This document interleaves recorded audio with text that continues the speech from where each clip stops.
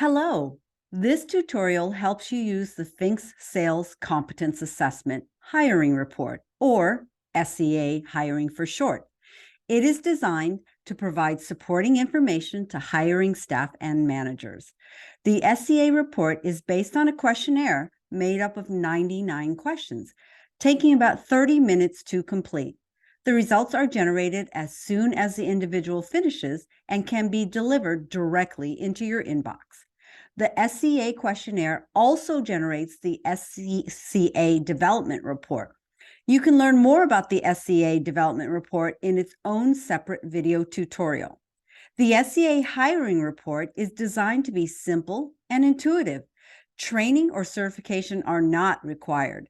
The SCA report measures the person's attitude towards key competencies in the sales process and their current perception of their sales competence. The person does need to have some sales experience, or they will not be able to accurately interpret the questionnaire statements. The report enables you to focus on specific competencies necessary to maximize fit and performance in their job role. Let's start by looking at the core sales competencies. The questionnaire results generate information based on these 18 core sales competencies. These competencies are coachable, trainable, observable, and critical for the individual's performance. The report will clearly define each one. However, no one focuses or needs to focus on all 18 competencies. The key is to prioritize the ones that are most impactful to their potential sales roles. Let's look at what's contained in the report. The SCA report identifies the person's perceived inclination to each of the 18 sales competences. You'll find that they tend to agree with most of their results, but it's normal to have some reluctance to accept certain development areas or question why areas they have experience in have lower scores. The scores reflect the level of proficiency and are impacted by the respondent's belief about the present level of competence. Lower scores could mean that they currently believe that they are not very competent in the sales area, or that a specific area is not important for them at this time. The goal of exploring challenges is to find out what potentially impedes or slows a person's success in their job role. Here are the sections of the SCA hiring report: the executive summary, the individual scores, sales role summary, sales roles definition, sales role summary table, the sales excuse index, and the question section. Let's highlight some of these sections. The executive summary presents proficiency level scores for each of the 18 sales competences. No one will have all high scores because there's no need to focus on all of the competence at the highest levels at the same time. So it's important to look at the competences that have the greatest relationship or associated impact to increasing performance. Prioritize and focus on the key areas of the sales role. Low scoring performance competences make achieving success much more difficult. Higher scores equate to a higher level of proficiency in those sales competencies.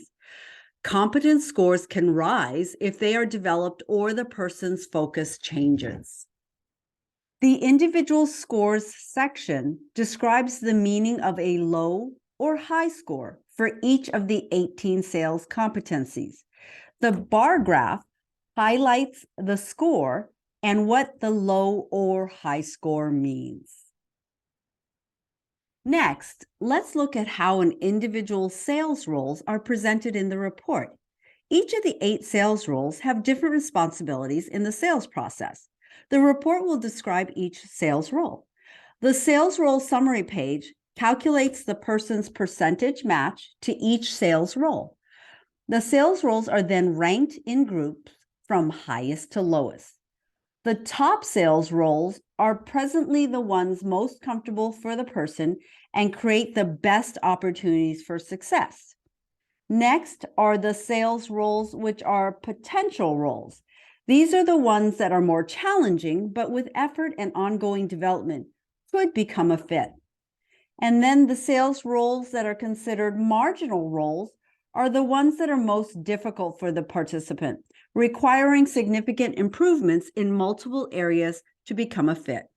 As you review the rankings, remember that the scores reflect the individual's current level of competence. With enough motivation and dedication, any competence can be developed in time.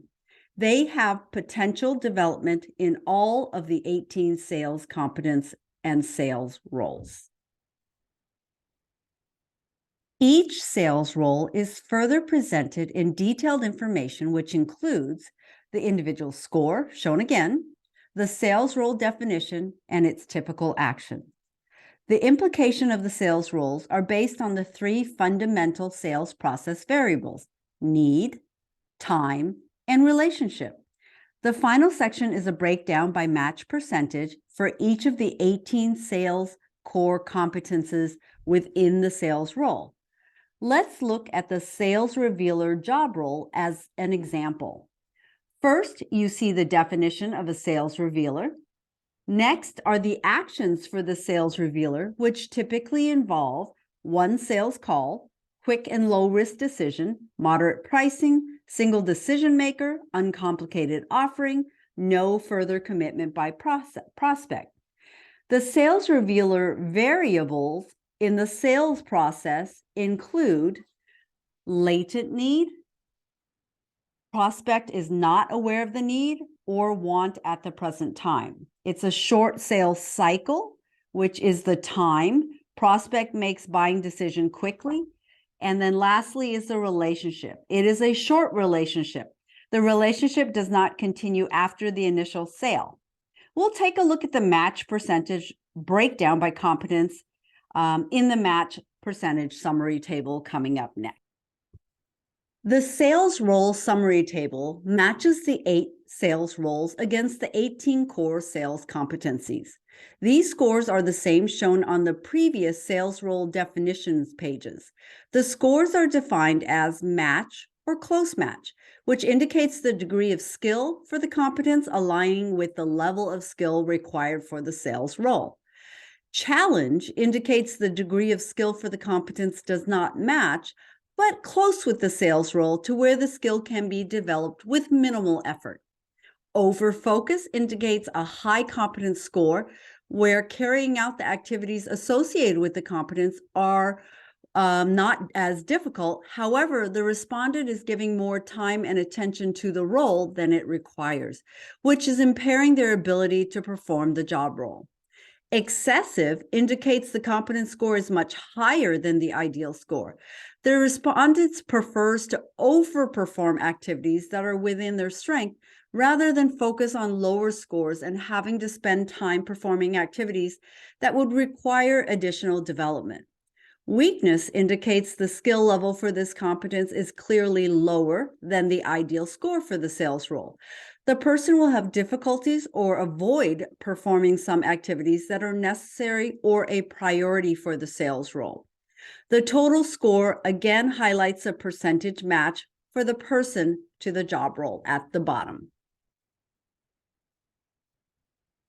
The excuse index is a percentage number showing how much time the person is directly devoting to the sales activities. How likely is this person to make excuses that pull them away from the sales activities?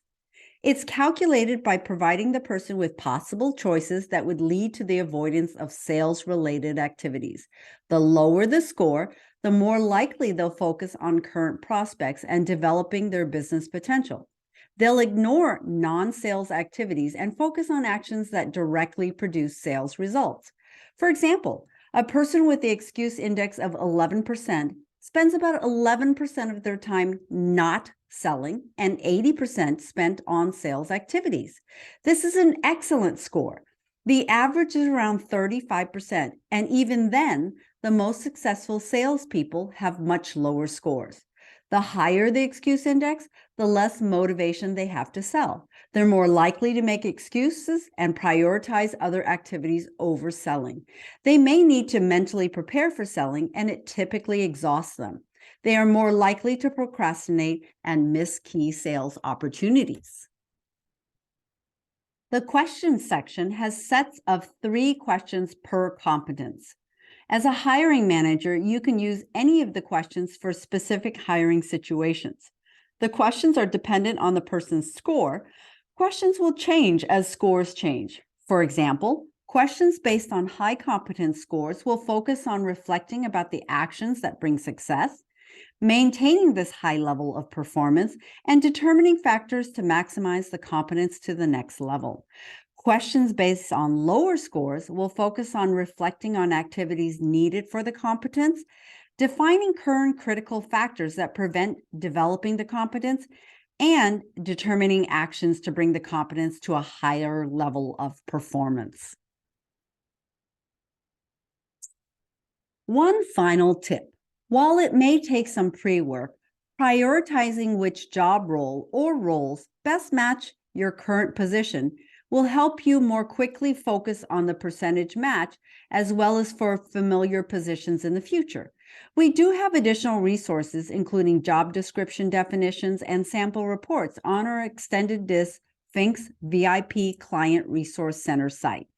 Contact us at customerservice@extendeddis.org or go to our website, www.extendeddis.org, for more information.